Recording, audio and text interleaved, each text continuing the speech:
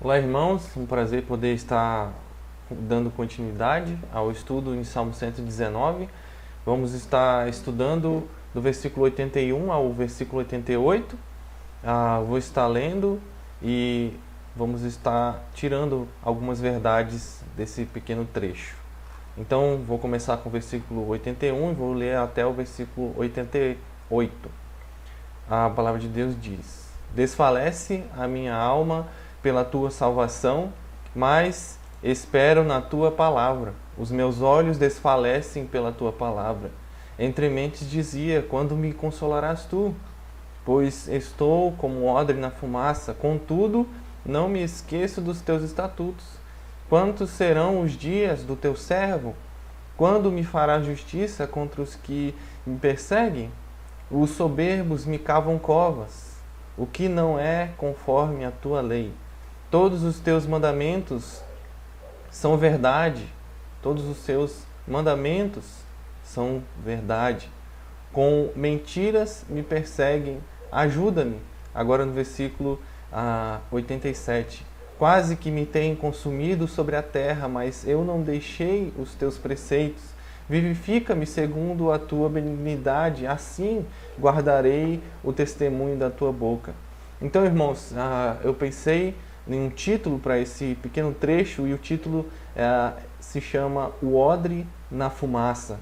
É interessante, irmãos, que Deus ele trabalha de muitas formas em nossas vidas e também traz situações que não podemos explicar. Mesmo passando por tantas aflições, nós vimos nos versículos anteriores, né, e nos outros, nos pequenos trechos, que o salmista viu a bondade, viu a fidelidade, viu o amor, o cuidado e justiça de Deus em sua vida. Ele diz no versículo 71, foi-me bom ter sido afligido para que entendesse os teus mandamentos.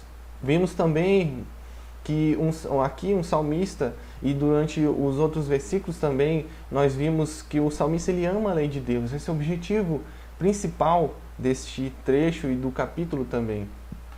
Nós vimos que o salmista ele ama a lei de Deus mais que tudo no mundo. E vê que as riquezas do mundo não se comparam com os preceitos da lei de Deus. Nada no mundo, nada do que nós podemos procurar no mundo de prazer ou de alegria se compara à alegria de conhecer do nosso Deus, conhecer do próprio Deus que nos ensina. Então, irmãos, nós veremos nesse pequeno trecho, mais uma vez, que Deus ele trabalha e ele usa circunstâncias para nos levar para mais perto dele. Então, irmãos, nós vamos começar a ver aqui a tristeza desse coração, a tristeza desse salmista, a tristeza desse homem, a tristeza do odre na fumaça. No versículo 81 diz: Desfalece a minha alma pela tua salvação, mas espero na tua palavra. Irmãos, nós vemos o salmista que ele derrama seu coração diante de Deus, ele demonstra seu sofrimento, mas ele confia e ele espera em Deus, na sua palavra, na palavra de Deus. Ele continua confiando na palavra de Deus, mesmo passando por essa tristeza. Ele diz: desfalece a minha alma pela tua salvação. Ele almeja a salvação de Deus, ele quer que Deus o salve. E ele também fala que a palavra de Deus é, mais uma vez, um presente na vida do salmista. Mesmo passando por tantas dificuldades, ele ainda está esperando na palavra do Senhor. Abacuque 3, versículo 17 e 18 diz: Porque ainda que a figueira não floresça, nem haja fruto na vide, ainda que decepcione o produto da oliveira e os campos não produzam mantimento, ainda que as ovelhas da malhada sejam arrebatadas e nos currais não haja gado, e agora vem a principal do brado desse profeta Abacuque. Ele diz, versículo 18, nos lembrando e nos ajudando a meditar nessa palavra que ele diz no versículo 18: Todavia eu me alegrarei no Senhor, exultarei no Deus da minha salvação. Nós vemos aqui o coração deste profeta, que ele ainda espera em Deus, ele confia que Deus o exultará e o trará a libertação, a salvação. Ele ainda se alegra nessa grande verdade que é demonstrada por Deus. No versículo 82, o salmista diz, voltando para o nosso texto: Os meus olhos desfalecem pela tua palavra. Entre mentes dizia: quando me consolarás tu? Como o profeta Abacuque, né, perguntando, Senhor, por que tantas coisas têm acontecido? Por quê? Por quê? Nós vemos isso no livro de Abacuque, né? E quando nós nos deparamos com esse versículo, nós vemos o salmista escrevendo e falando: os meus olhos desfalecem na tua palavra. Entre a mente dizia: quando me consolarás tu? Quando nós irmãos, quando nós nos achamos tristes e desconsolados e prontos a desistir, Deus ainda usa todo esse sofrimento para nos levar mais perto dele.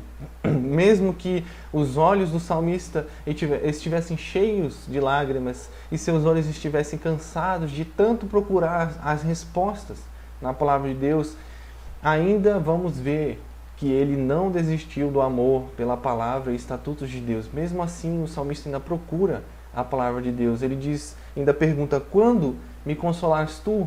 Quando?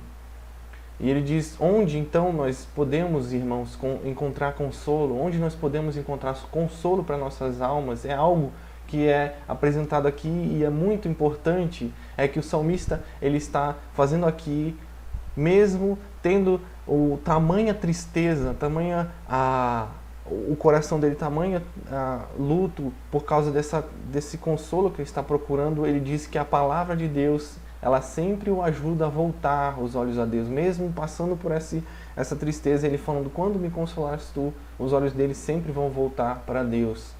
Como nós vamos ver, irmãos, no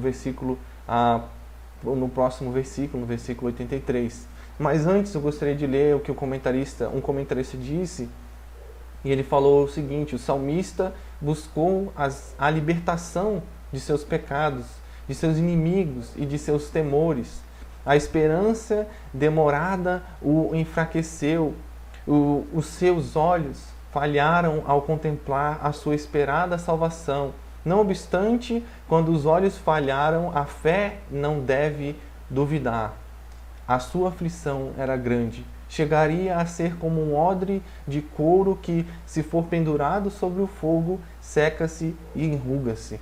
E no versículo 83 nós vemos: pois estou como um odre na fumaça, contudo não me esqueço dos teus estatutos. Mesmo passando por essa aflição, passando por esse problema tão grande, que ele diz: quando o Senhor vai me consolar, ele ainda fala: contudo não me esqueço dos teus estatutos. É interessante, irmãos, que esse odre na fumaça é uma palavra do salmista, porque o odre ele é feito de couro de ovelha ou cabrito. E com esse couro é feito um recipiente no formato da perna do animal, para ser colocado água, né? E é interessante como é que ele é feito. E naquela época do salmista, é interessante que não tinha a geladeira, certo? Mas eles usavam uma certa maneira de tratar esse couro do animal para ser colocado água, para que ele não pegasse bactérias, nem ficasse com cheiro ruim e apodrecesse. Então eles colocavam em um forno, colocavam esse couro, essa pele do animal sobre um couro e colocavam dentro de um forno. E dentro desse forno pegava-se uma fumaça, a fumaça ficava naquele ambiente, e essa fumaça fazia com que o couro ficasse escuro, enrugado e também encolhesse, mas com isso tirava todas as bactérias, tudo que era ruim daquele material que podia estar lá dentro era matado e era esterilizado com a fumaça. Então, irmãos, nós vemos que toda aquela fumaça, o que simboliza aqui, né? Pensando na fumaça que estava sobre a vida do salmista, como ele diz: como eu estou como um odre na fumaça. Nós vimos aqui que toda essa fumaça era Deus que estava, através dessa aflição, dessa tristeza, trazendo um benefício, né? Mesmo que é um trabalho, irmãos, demorado, a santificação, esse trabalho traz muitos benefícios a nós. E é isso que estava acontecendo com o salmista.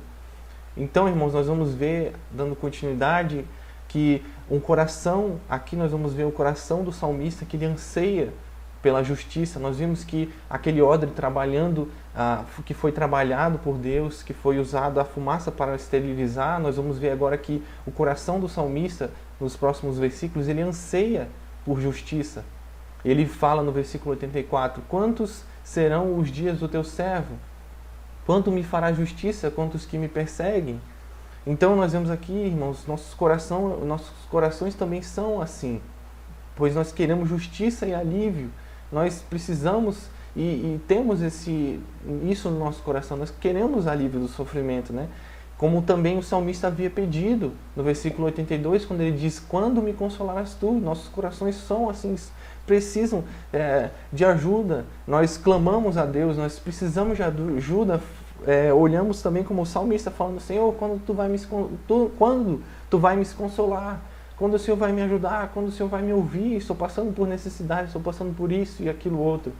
É interessante que um comentário diz que devemos sempre considerar os estatutos de Deus.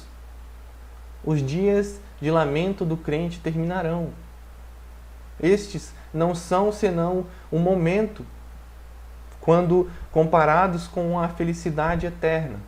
Os seus inimigos recorreram à astúcia e à força para o destruí-lo ao depreciar a lei de Deus. Nós vemos isso, que as pessoas estavam procurando atrapalhar o salmista, mas os olhos dele estavam em Deus. Nos versículos 85 a 87, eu vou estar lendo para os irmãos, ele diz: os soberbos me cavaram covas, o que não é conforme a tua lei. E ele ainda continua no versículo 86, todos os teus mandamentos são verdade. Com mentiras me perseguem, ajuda-me. Ele está colocando os seus anseios diante de Deus, está pedindo que o Senhor o auxilie, o ajude. No versículo 87, quase que me tem consumido sobre a terra, mas eu não deixei os teus preceitos. É interessante como o salmista coloca, e ele sempre aborda as aflições dele, as dificuldades dele, e ele sempre fala: contudo, eu não deixei a tua lei, contudo, não apartei do meu coração as tuas palavras. O salmista, irmãos, revela que chegou ao extremo, ao máximo que ele podia aguentar, e ainda assim ele ainda fala no versículo 87, mas eu não deixarei os teus preceitos. O salmista, irmãos, apresenta seu desespero a Deus. E ainda outra vez ele confirma em seu coração que ele não deixará os preceitos de Deus. Isso é uma bênção para nós, um desafio para nossas vidas, porque nós não somos assim, amados.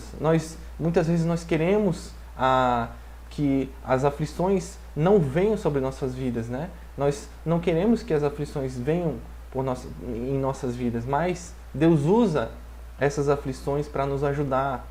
Não está errado, irmãos, passar por aflições. Não é algo que não tem sentido. Deus, Ele trará essas dificuldades, essas aflições para nos levar para mais perto dEle, né? A Bíblia diz: neste mundo tereis aflições, mas tem de bom ânimo. Cristo venceu o mundo. Ele passou por tudo isso. Ele passou por as aflições, passou por todas essas dificuldades que um ser humano pode passar. Cristo passou. E Ele nos deixou esse exemplo, nos deixou o exemplo de confiarmos nele, né? Nosso Salvador nos prometeu, irmãos, em sua palavra, que estaria conosco até a consumação dos séculos. Ele disse isso não somente durante a caminhada cristã na nossa vida, mas para sempre, até o fim. Então, irmãos, nós precisamos martelar essas verdades em nossas vidas para que elas possam moldar nossos corações e machucar nosso orgulho. Nós somos orgulhosos, somos homens e mulheres orgulhosos que não queremos ajuda, nós queremos soluções imediatas, nós queremos tudo para ontem, né? No versículo 86, nós vemos o salmista colocando o contraste de que as verdades da palavra de Deus é o seu prazer, mas os homens, ele tem colocado mentiras e perseguem ele. E ele pede socorro porque já não aguenta tanto problema na vida dele, né? O salmista coloca essa situação e pede a Deus que o Senhor o livre. Um comentarista diz o seguinte: os mandamentos de Deus são guias verdadeiros e fiéis no caminho da paz e segurança. Podemos esperar melhor ajuda de Deus quando, do mesmo modo que o nosso mestre, fazemos o bem e sofremos por isso. Os ímpios podem até consumir o crente na terra, mas este deixará tudo antes de abandonar a palavra do Senhor. Mesmo que os ímpios estavam sobre o salmista, o denegrindo, falando mal dele, mesmo assim ele ainda confiava na palavra de Deus. Continuando, irmãos, o versículo 88 diz: vivifica-me segundo a tua benignidade, assim guardarei o testemunho da tua boca.